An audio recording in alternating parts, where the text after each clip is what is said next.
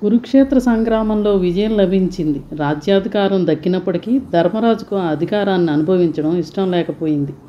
అపారమైన జన నష్టానికి తానే కారణమన్న భావనతో దుఃఖం, నిర్వేదం మనసును ఆవరించాయి.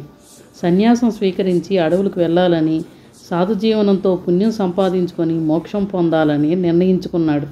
అది అందరినీ ఆశ్చర్యపరిచింది. ఆలోచన మార్చుకొని రాజ్యాధికారం చేపట్టమని అభ్యర్థించారు.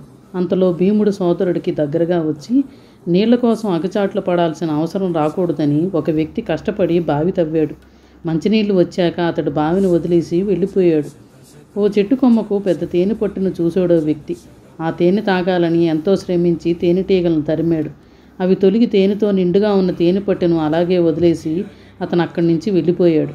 ఆకలితో ఉన్న ఓ వ్యక్తి రుచికరమైన భోజనం తినాలని చాలా శ్రమించాడు. చివరికి పంచభక్ష పరమాన్నాలు విస్తర కళ్ళెదుట ప్రత్యక్షమైంది. కానీ అందులో ఒక్క పదార్థమైనా తినకుండానే అక్కడి నుంచి వెళ్ళిపోయాడు. నువ్విప్పుడు రాజ్యాధికారం వద్దని అడవులకు వెళ్ళి తపస్సు చేసుకుంటాననడం కూడా అలాగే ఉంది. నిర్వర్తించాల్సిన ధర్మాన్ని వదిలేసి వెళ్ళడం, చేయాల్సిన పని చేయకపోవడం ఎంతమాత్రం సరికాదు. ఏ పని చేయకుండా అడవుల్లో సంచరిస్తూ కాలం గడిపితే మోక్షం వస్తుందనుకుంటే కొండలు, గొట్లు, చెట్లు, పొట్లు ముక్తి పొందాలి.